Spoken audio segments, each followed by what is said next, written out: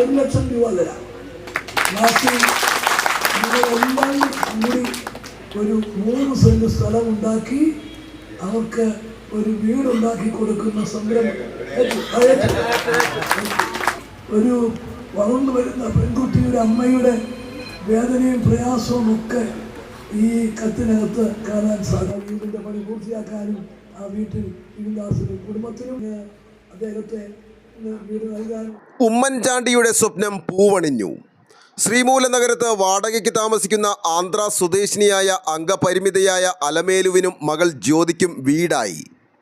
Aluva MLA Anwar Sadath നടപ്പാക്കുന്ന അമ്മക്കിളിക്കൂട് പദ്ധതിയിലൂടെയാണ് ഇവർക്ക് വീട് നിർമ്മിച്ചു നൽകിയത്.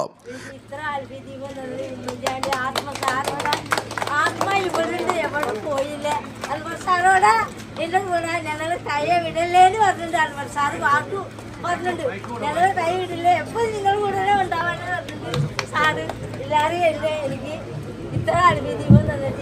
2019 ജൂലൈ 14 കൊണ്ടോട്ടിയിൽ ഒരു പൊതുപരിപാടിയിൽ പങ്കെടുത്തപ്പോഴാണ് ഉമ്മൻചാണ്ടി അലമേലുവിൻ്റെ ദുരവസ്ഥ അറിയുന്നത്. ഒരു വീട് നൽകണമെന്ന് ആവശ്യപ്പെട്ട് ഉമ്മൻചാണ്ടിക്ക് അലമേലു അപേക്ഷ നൽകാനെത്തിയതായിരുന്നു. അപേക്ഷ വായിച്ച ഉമ്മൻചാണ്ടി വേദിയിൽ വെച്ച് തന്നെ പ്രഖ്യാപിച്ചു അലമേലുവിന് സ്ഥലം വാങ്ങാൻ 1 ലക്ഷം രൂപ നൽകുമെന്ന്. കൂടാതെ വീട് താൻ സ്പോൺസറെ കണ്ടെത്തി നിർമ്മിച്ചു നൽകുമെന്ന് അൻവർ സാദത്തും പറഞ്ഞു. ഇതാണ് ഇപ്പോൾ യാഥാർത്ഥ്യമായിരിക്കുന്നത്. 30 വർഷം മുമ്പാണ് അലമേലു കേരളത്തിൽ എത്തിയത്. പ്ലാസ്റ്റിക് വസ്തുക്കളും മറ്റും പെറുക്കിയാണ് ജീവിക്കുന്നത്. വീടിൻ്റെ താക്കോൽ ദാനം KC വേണുഗോപാൽ MP നിർവഹിച്ചു. കാരുണ്യം എന്ന വാക്കിന് എത്രയോ കാലത്തെ പഴക്കമുണ്ട്, മലയാള ഭാഷ ഉണ്ടായ കാലം മുട്ടേ. പക്ഷേ ആ കാരുണ്യം എന്ന് പറയുന്ന പദത്തിൻ്റെ പര്യായമാകാൻ കഴിഞ്ഞ വളരെ അപൂർവം ചില ആളുകളിൽ ഒരാളാണ് ശ്രീ ഉമ്മൻചാണ്ടി എന്നുള്ളത് നമുക്കെല്ലാവർക്കും അറിയാം.